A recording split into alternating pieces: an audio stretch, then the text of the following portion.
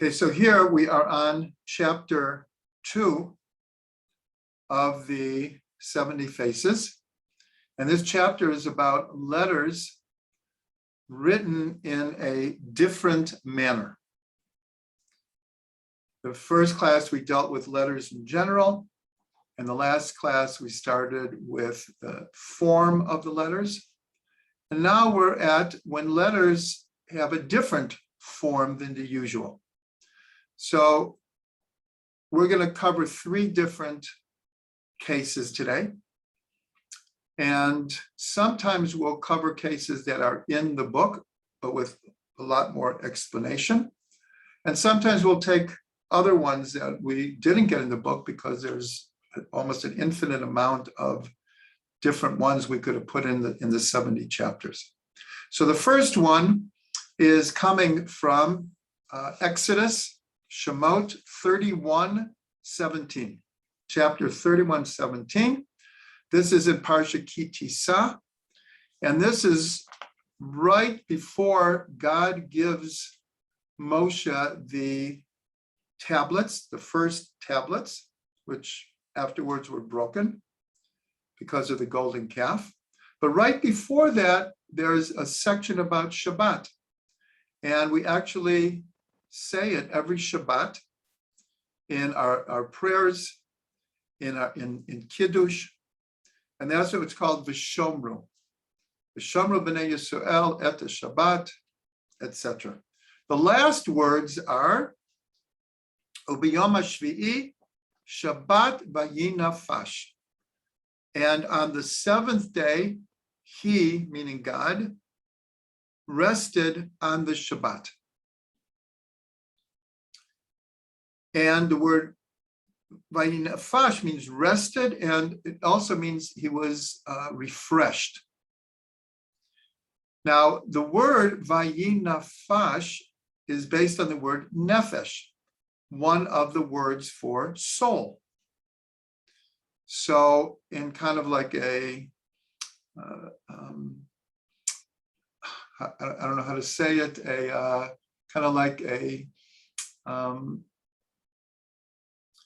beautiful or a deeper way when we say, and he rested, vayinafash, is that he, in a sense, became soul-like, or the Shabbat is full of soul, because it's the word nefesh. In modern Hebrew, a far nofesh is like a holiday resort where people go and vacation and rest. So we want to discuss one of the letters that is written differently than usual. But first of all, it says that if you take the final letters of the 4 words, Ubiyom HaShvi'i Shabbat vayinafash, it spells out shtayim. This is from the Balaturim, spells out 2, the word 2.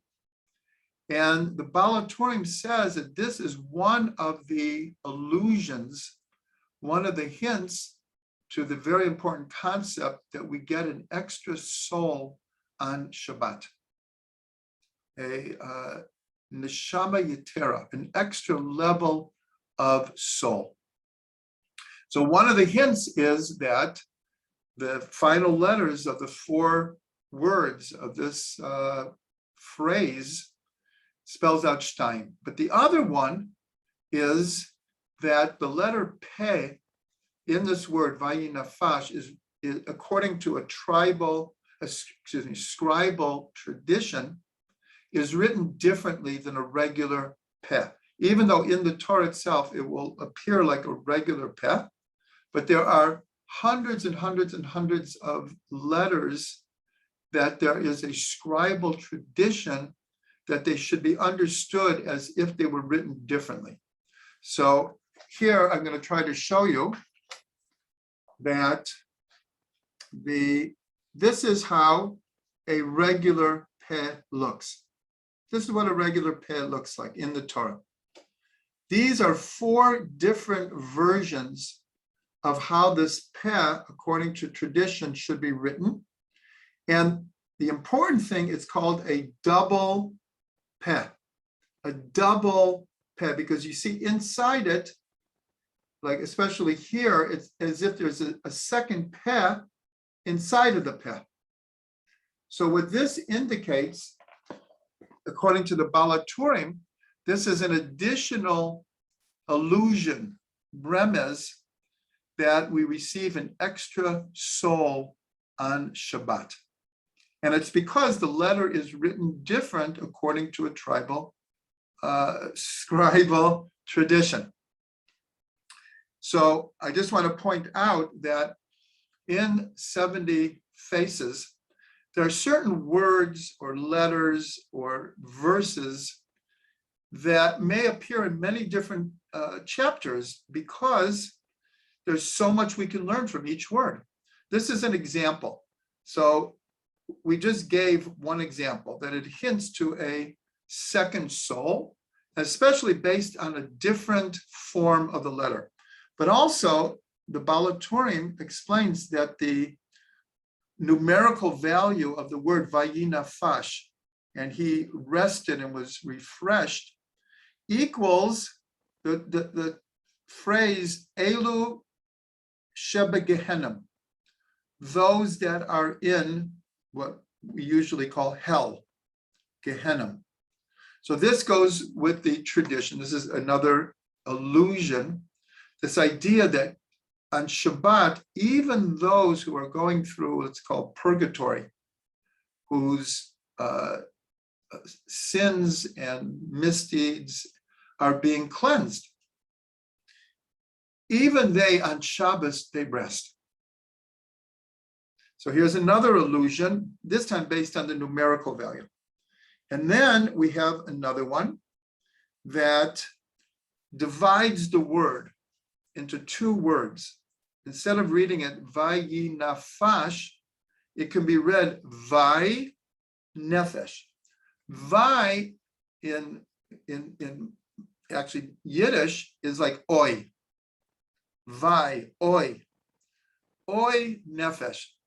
Oi to the nefesh. So what does that mean? This is the idea that after Shabbat, we lose the extra soul. And from this, we get the tradition of smelling something sweet in Havdalah, because our additional soul is leaving us, and we need to be refreshed by nafash. But oi, that the nefesh is leaving us. So here's an example. We just brought a number of different methodologies for one word. Okay, that's our first example. Now we're going to another example which is unique in the Torah, and that is, I hope you'll be able to see this well, that in Parshat Vahalotcha, you see this is an upside down, backwards nun.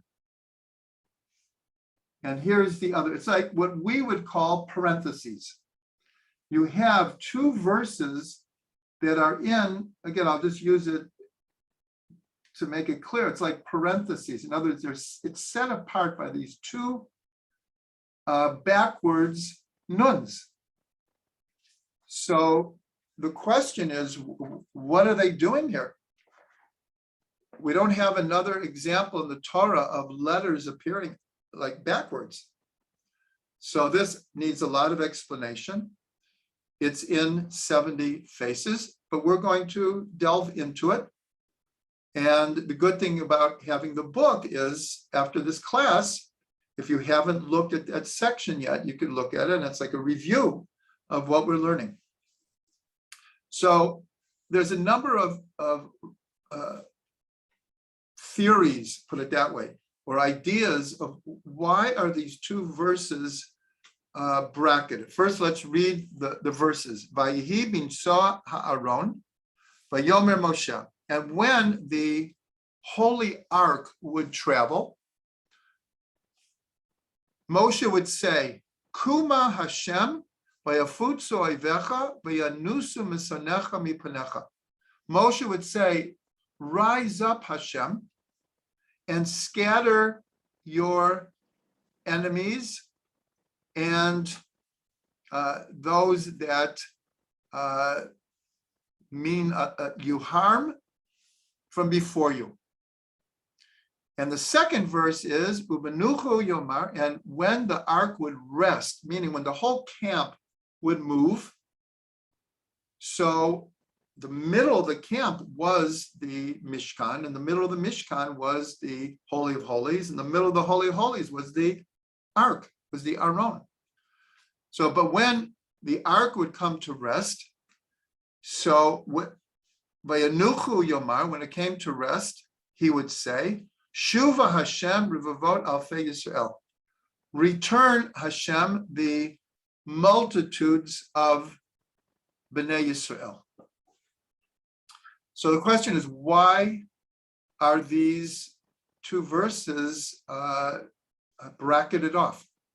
So one opinion is that because this is coming out of chronological order.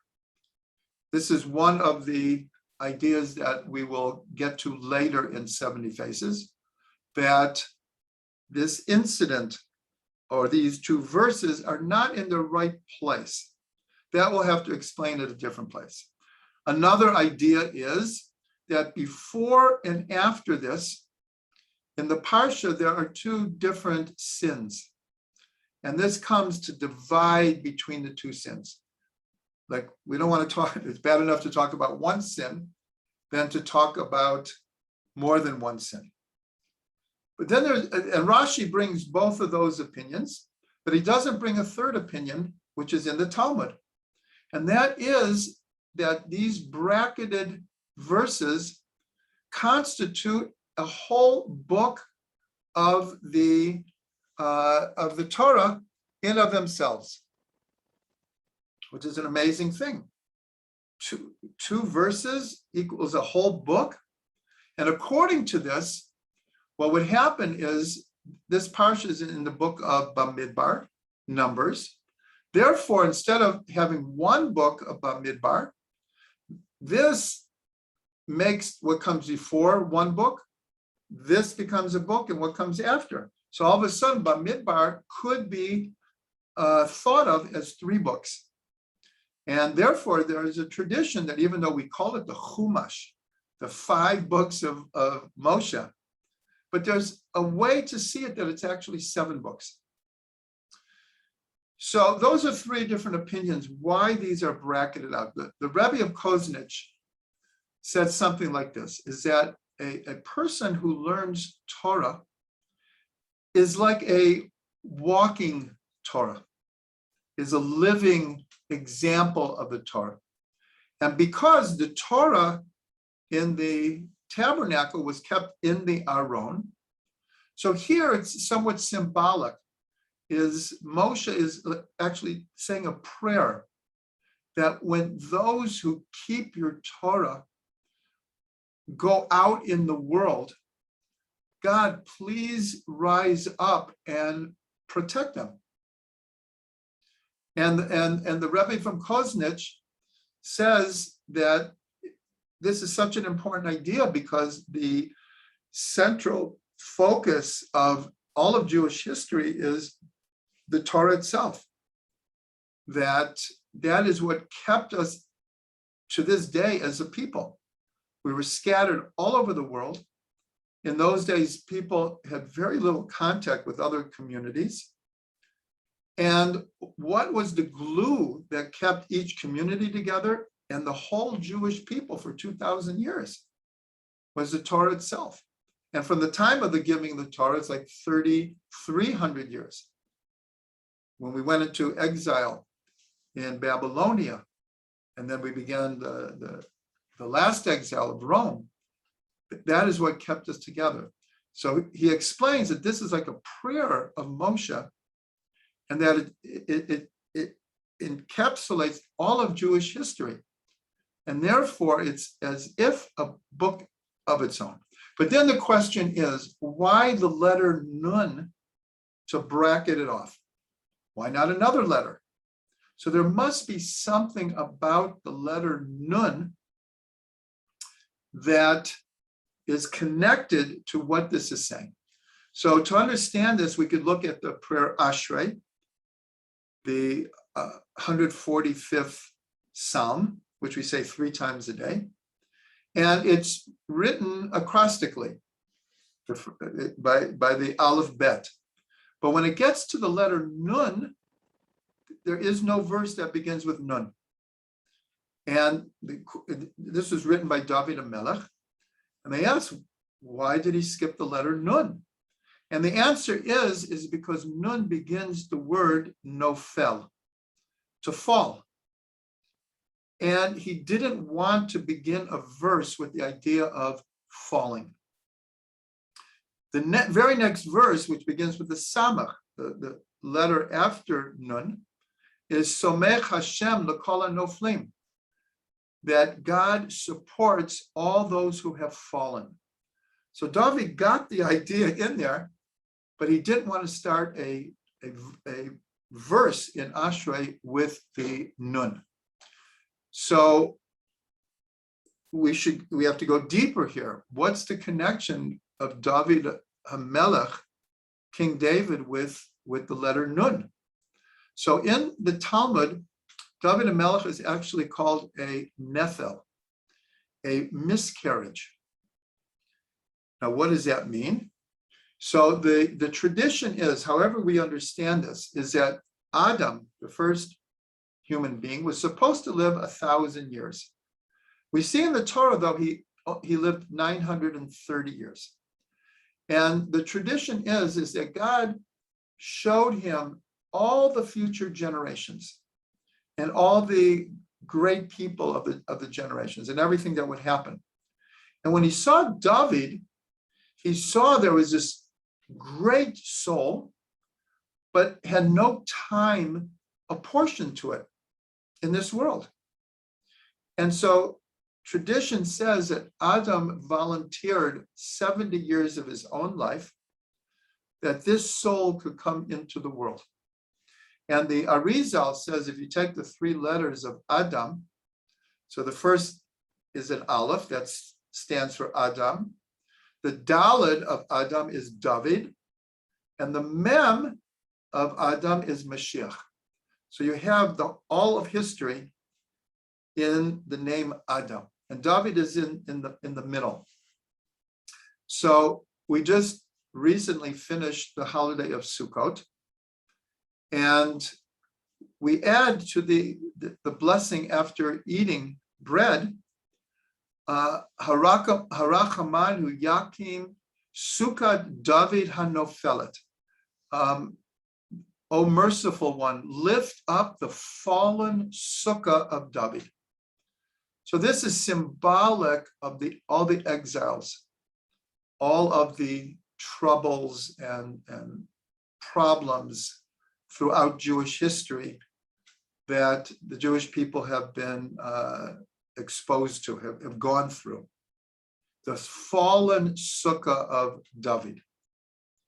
So if we go back to David, what does it mean he was a miscarriage? So to understand the midrash that Adam volunteered 70 years of his life, we have to understand David's level of consciousness. He was in a constant state, as it were, of existential falling, because in the very essence of his soul, he felt, I don't have a place in this world. I have no time in this world. But he was in the world.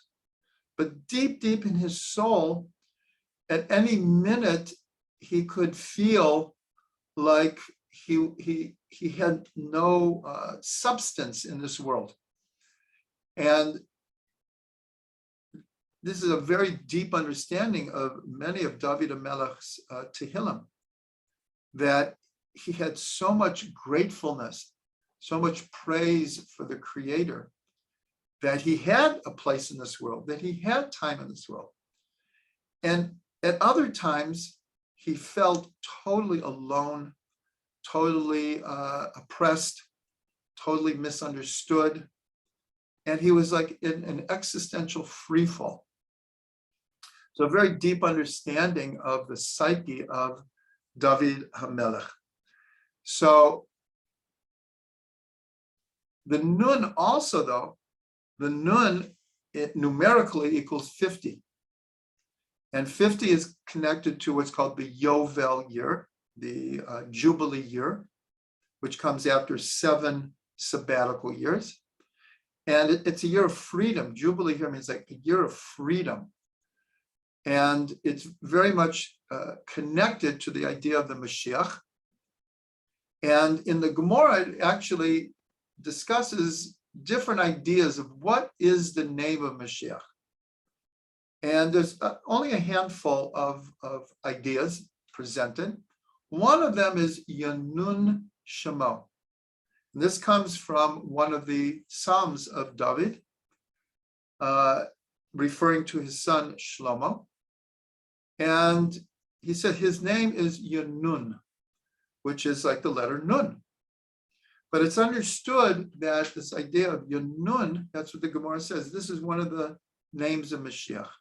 So here you have David HaMelech, who in a sense represents the idea of falling, because he had Ruach HaKodesh, divine inspiration. He also understood what would happen in Jewish history. And so many of his Psalms were written about things that would really happen in the future. All of the exiles that would happen. So here we have David, in a sense, falling, but we have a phrase, Sheva Yipol Tzadik V'kam. A tzaddik will fall 7 times, but will get up. And that's David himself, because Mashiach comes from David, Mashiach ben David. So here we have David encompassing both the falling and the rising. And that's what Moshe says here, Kuma Hashem, Hashem, rise up, stand up, get up, and defend your people, protect your people. Now we'll go to one other idea that is also in the book. And this is based on in Parshat Pinchas. In Parshat Pinchas, he is rewarded with a covenant of peace.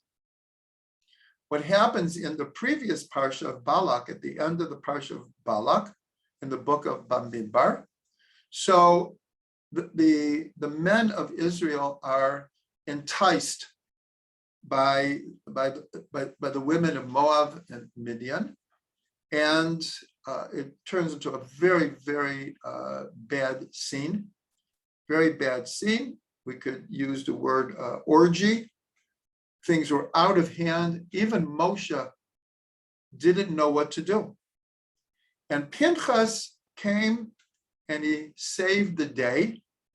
And he, one of the princes of the tribe of Shimon, Zimri, had taken one of the princesses, Cosby, Batsur, and was having relations with her, and everyone knew it, but no one knew what to do about it. And Pinchas killed them, and a plague had broken out in the camp, and thousands of people were dying. But as soon as he killed them and he stopped the orgy, the plague stopped. So in the beginning of Parshat Pinchas, he is rewarded with what's called a covenant of peace. Briti Shalom, my covenant of peace. Now this already is a paradox, because no one else in the Torah ever received this terminology of a covenant of peace. Only Pinchas. But the obvious, almost oxymoron is he got this through killing 2 people, through violence. So how do we understand this? So there are many, many ways we could, but we'll just take personal examples or national history. Is that sometimes between nations, let's say, sometimes you have an aggressor, And maybe you'll try to compromise with them. Maybe you'll try to appease them. Maybe you'll try to give them gifts, pay them off, whatever. But nothing will stop them. The only thing that will stop them is to defend yourself and put an end to it. Now, obviously, we could use World War II as the example, but it's happened many times during history. Here, there was an attempt to appease what was going on in Nazi Germany. But in the end, there was no way to appease it without the entire world falling under the power of the madness that was there. Same thing happened when Japan attacked America. At that point, you can't negotiate. You're under attack. So sometimes the only way to make peace is by defeating your enemy. And we see in after World War II, who became two of the best friends of America? Germany and Japan. So this is just one example. We could bring many, many more examples, but we also see it in personal relations that sometimes one tries to make peace with another person and tries all kinds of strategies and gives in and this and that. Sometimes at a certain point, one has to draw a line. And sometimes whether it's verbal or even defending oneself physically to stop the abuse, to stop the no boundaries. So that's how we can understand, because it's very, very important to realize that the plague was spreading in the whole camp. In theory, it could have overtaken the whole camp because of what the people had done. And Pinchas stopped it. So it was an act of great gevura, great strength, but it was motivated by great chesed, his love of the people. He put his life on the line. He put his life on the line to do what he thought would save Am Yisrael. So he's rewarded with a covenant of peace. So what does this have to do with letters that are written differently? So hopefully you can see this. This is in the book. Here's the word shalom as it appears in the Torah. Now, if you look at the vav, you can see that it's called a vav katia. It's a broken vav. You see that little white space?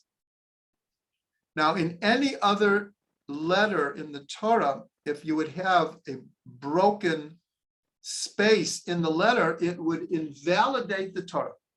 So I just want to make sure everyone can see this. This is called, again, a vav katia. It's a broken vav. So that is obviously telling us something. If this letter is written differently in the Torah, it must be telling us many things. So one is we just discussed that sometimes to make shalom, it has to be through self-defense, violence, and that's not ideal. So Pinchas gets a covenant of peace, but the Torah is hinting that he did the right thing, but in the bigger picture, we want a state where shalom is reached through shalom and not through an oxymoronic opposite action. So on a deeper level, we have a tradition, and this is another methodology which we will get to, that you can even see it here. This is in the Torah that we're talking about right here. Is that this is the first pasuk in the Torah, Bereshit bara Elokim et Hashemayim v'et haaretz. If you see, there are the black letters. There's 6 gray letters, and they're all alephs. Hopefully everyone can see that in these 7 words, the letter aleph appears 6 times. Now, one of the meanings of aleph is elef, 1,000. So there is a tradition that this cycle of history, will last for 6,000 years, and then will be followed by the Messianic era, the Shabbat. And we are now in 5782. We are drawing close to the 6,000 years. And according to many, the fact that we're coming back to Israel, that Israel even exists as a nation state now, and is being rebuilt, and is the startup nation, all of this is because we're getting near to 6,000 years. But if we look at all of history, from Cain killing Abel, all the ways to the present time, war and violence and hatred is everywhere you look. It's throughout the Torah, it's throughout the Tanakh, and it's throughout world history. So this broken vav in the word shalom is a very, very deep allusion to the six, because the letter vav equals 6. So it's an allusion to the 6,000 years of history are broken. It's like, it's not complete. And if we go back to the story of when we came out of Egypt and the nation of Amalek attacks us, and then the Torah says that there will be a war between God and Amalek in every generation. So Rashi says something very important, because it says that the hand of God, again, we're talking in symbolic language, the hand of God is on the throne, and God makes a promise, oath, prediction that there will be a war with Amalek in every generation. This is what we say at the Pesach Seder, at the Haggadah. B'chol dor v'dor, omdim aleinu l'chalotenu. In every generation, they rise up against us to destroy us. This has been Jewish history. This is what it's been. And unfortunately, to this day, Israel is surrounded by nations, people that want to destroy us. So Amalek really represents all the nations that have tried to destroy us. So in the word Yad al Kes Ka, the hand of God is on the throne of God. There's a letter missing. This is another methodology that we will get to. In the word throne, instead of kisei, it says kes without an aleph. And in the word for God, it's not the usual yud k vav k, the 4-letter name of God. It's only the first 2 letters, the yud and the hey, which is the name of God. But Rashi says an incredible thing, says that until Amalek, or we'll call it the forces of evil, are destroyed in the world, pass away from the world, then the throne of God is not complete, because there's a letter missing, and the name of God is not complete. So this is also alluded to in the broken vav. So this is like the bigger picture of what's alluded to here. So tonight we brought 3 different examples. It happens that all of these are in the book 70 Faces. So people who have the book can now review it. And even though they're in it, we added new ideas to all of them. And we can end with a blessing. We always end with a blessing. And that is, we should see the time when God's throne and God's name is complete in the world. And this will happen at the time of Mashiach, after the 6,000 years, or before. We're told clearly that Mashiach could come anytime, but we have to be ready, worthy, a partner with God in bringing it. And if not, it will happen at its apportioned time. we all hope we don't have to wait to the year 6000. That is for sure. And Bezrat Hashem, each and every one of us can do what we can to bring those days closer. So for those who came on late, I'll say again, this was a pre-recorded class because I couldn't be available on Sunday in live time. So we will not be having our usual discussion. And there will be a number of other pre-recorded classes. But in almost every instance, we will have our great dialogues and sharing after the class. Thank you all for coming.